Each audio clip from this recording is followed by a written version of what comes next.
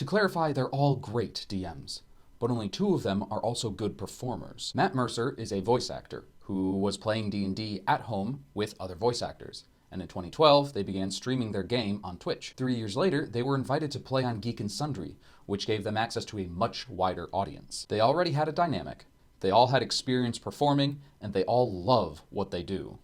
They came to the stage ready to perform, using D&D as a guideline for their story. Now they are an entire company of their own, and arguably the most popular D&D stream ever. At the very least, it has the most fan art. Next up is comedian Brennan Lee Mulligan. He is a part of College Humor, a comedy entertainment group. They do skits and bits for a living. With College Humor as the producing company, they already had access to the high production value and the talent needed to make their RPG show, Dimension 20, a very good D&D stream. They have a set, they have cameras, they have the audio equipment necessary. They even do post-production editing that Critical Role doesn't. Every single person on the cast of the show is either a comedian or a professional D&D player. Their very first show, Fantasy High, is hilarious. That was their goal, and they nailed it. I still go back and watch compilations from Dimension 20's games. Next up is Matt Colville, who is a game designer. He played D&D after work with his game designer colleagues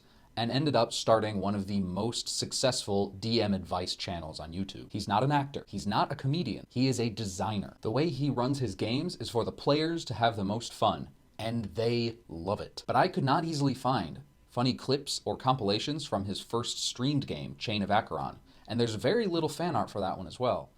The same is true for his new game, Dusk. These games are designed to be fun for the players that are at the table, not for the audience, and it shows in the audience's reception of it. Popular D&D streams like these have led to something that the internet lovingly refers to as the Mercer Effect. Essentially, a DM will watch Critical Role, Dimension 20, or some other popular D&D stream. Then, without the player's consent, they will try to use the strategies that those DMs use in their own game. They'll insert things like characters from those streams, lore from those settings, descriptions that those DMs do. They assume everyone will get these references and love it.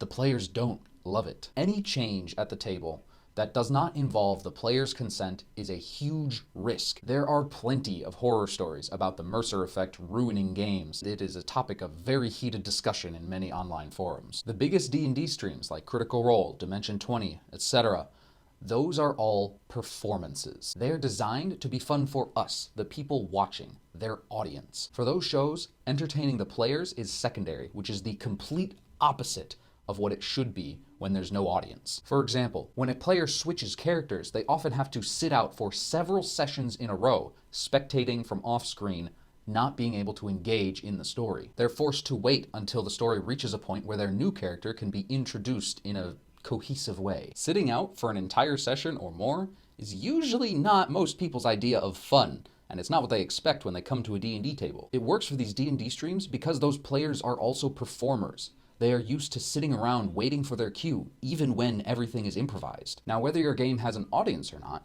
if you think it can be called a performance and the players are performing for each other, for their fun and entertainment, then maybe taking some ideas and strategies from these professional performances would be a good idea. Regardless, you can't just take people's advice or pros strategies for granted. You need to try it out and make sure your players enjoy it before deciding whether it works for your table or not. Check with your players. See if they're up for trying this new strategy you found or thought of. If they don't want to try something new, then they're probably already having a lot of fun at your table. You shouldn't just volunteer them to do something new, like role play more or track initiative. What piece of D&D advice have you received that has changed how you run your game the most?